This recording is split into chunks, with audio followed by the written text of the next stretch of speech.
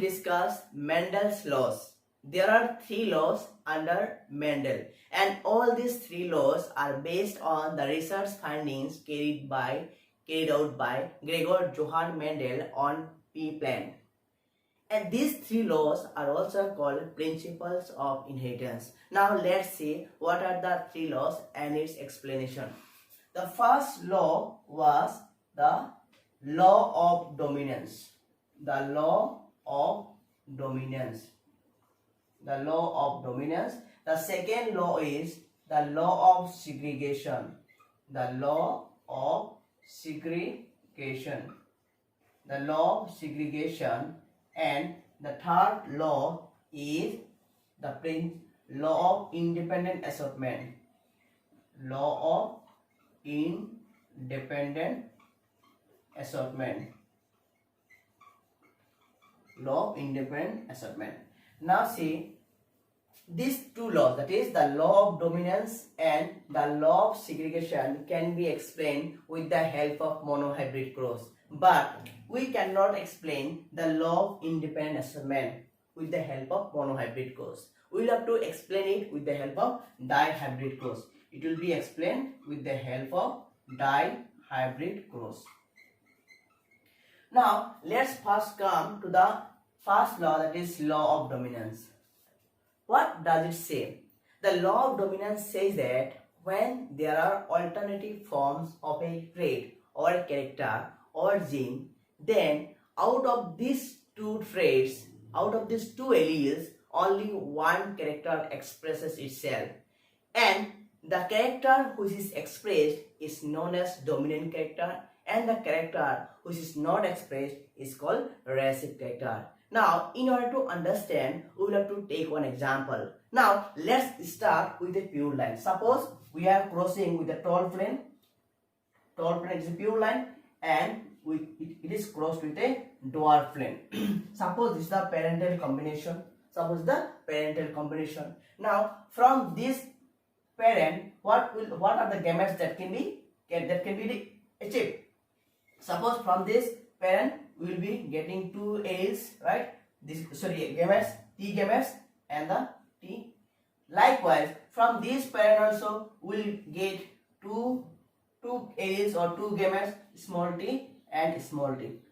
Now, if we plot it in the Pinot square, then what we will get? We will get capital T, small t, then capital T, small t, then capital T, small t, and capital T, small t.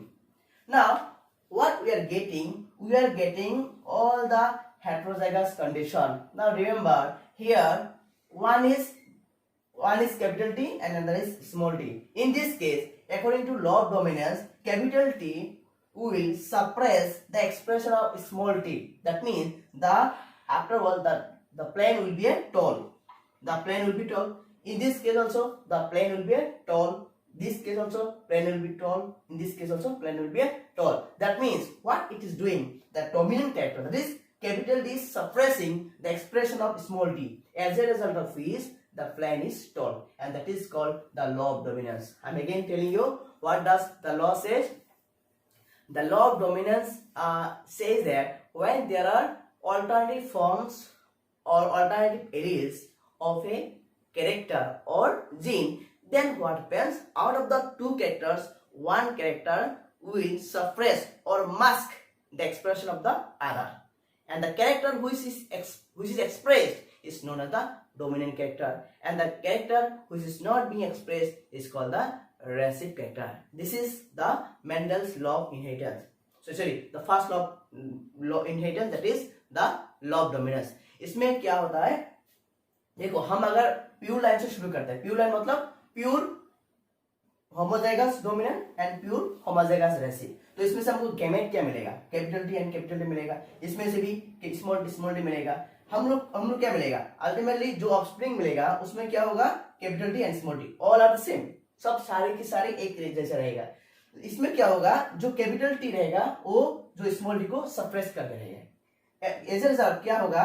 जो as a offspring का जो overall character उसमें toll दिखाई देगा, क्योंकि capital T dominant character है और small T recessive character है। इसमें डोमिनेंट कैरेक्टर ही एक्सप्रेस होगा, रिसेसिव कैरेक्टर एक्सप्रेस नहीं होगा।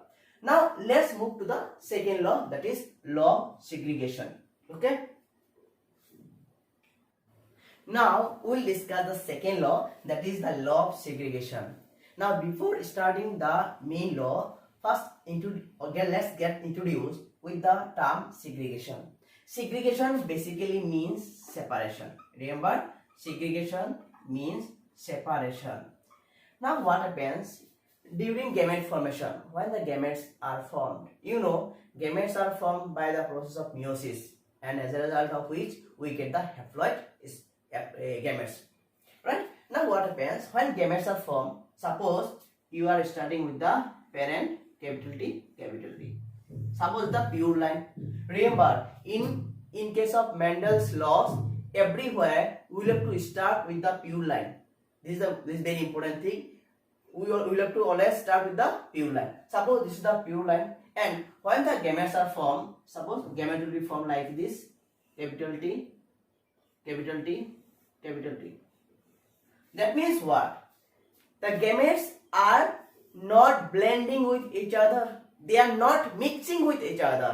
They get separated during the formation of gamete, and as a result of which, every allele or every gamete will receive only one allele for the character.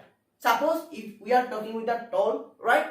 Suppose the pure line is capital T, then when the gamete will be formed, this capital T will be separated, this capital will be separated in such a manner that each gamete will carry only one allele. They will not remain mixed with each other. They will not be blended. They will get separated, and that is the law of segregation says. Now, in this case, if you understand that when the gametes are formed, the alleles are getting separated. Each gamete is receiving the different allele. That means what? The gametes are pure. They are not mixing with each other. That is why this law is also known as purity of gametes. Remember, why it is called the purity of gametes? इसको हम क्यों purity of gamete बोलेंगे? क्योंकि इसमें क्या होता है, gametes का ब्लेंडिंग नहीं होता है। एक गैमेट एक ही एलील को रिसीव करेगा, इसलिए इसको हम प्योरिटी ऑफ गैमेट्स कहेंगे। क्यों?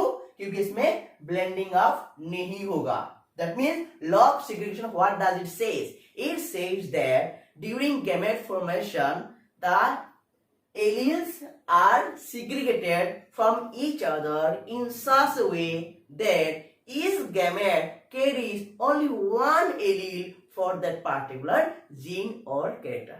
आई बात समझ में? ओके, तो next what will do, will understand the third law, that is law of independent assortment.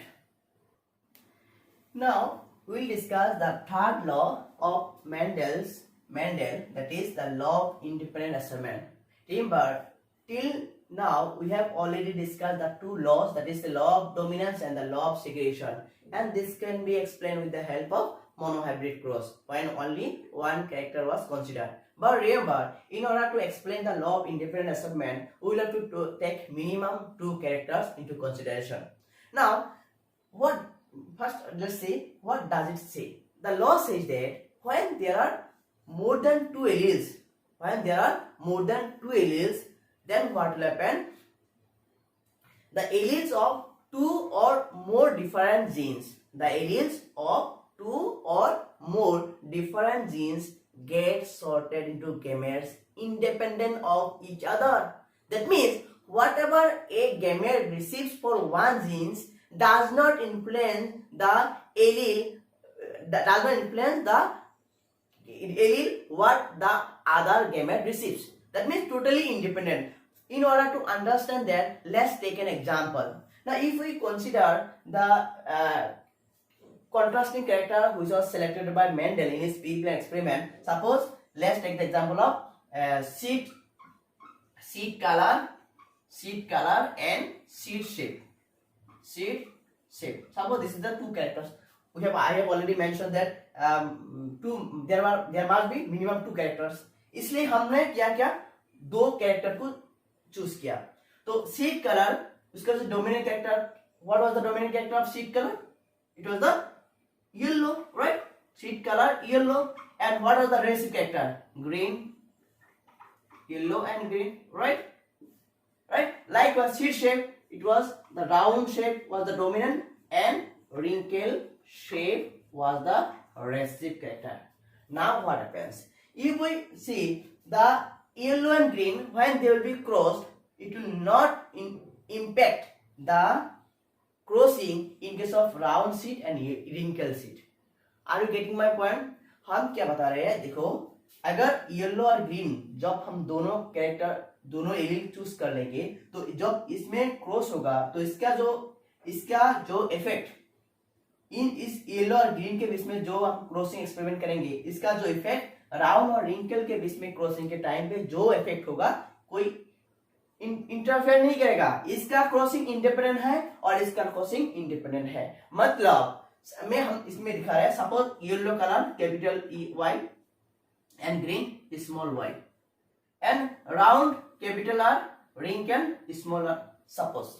Now what will happen if y is crossed with R, if y capital Y, that means yellow is mixed with R, then it will not impact the recessive character, that is green color.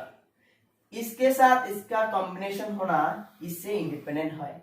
Likewise अगर ये इसके साथ combination होता है तो इसके बगल में जो है येलो का एलील उससे क्या होगा, इंडिपेंडेंट होगा। इसके साथ मिलना, इसके साथ इसके कॉम्बिनेशन होना टोटली एक दूसरे से इंडिपेंडेंट है। इसलिए इसको कहा जाता है कि इंडिपेंडेंट असेसमेंट फुल्ली, मतलब द एलील्स ऑफ टू और मोर डिफरेंसेस असॉर्ट होगा independently, they will assort independently from each other. That means whatever a gamete receives whatever a gamete receives an allele of one character or gene will be totally independent for other gamete whatever it receives, totally independent. They are not going to interfere in each other. Understood? This is the law of independent assignment. Okay, so today we have covered up all the three laws, the basic concept here and the related things, right? In the next video we'll come up with the related things. We'll go for explanation, suppose monohybrid cross, dihybrid cross and trihybrid cross, and what are the various ratios available. We'll come to that later on. But हमें तुम्हारा तुम लोगों का concept शायद clear हो गया है. I hope you have got the concept. And see, this is the basic things which have been discussed today. But there are so many other related things which are very much related with it that will be discussed in the subsequent classes. And I hope you have got all the concepts. And at last I have a request, please after watching this, please don't forget to subscribe it, please share it, and then I will get motivated. Thank you so much.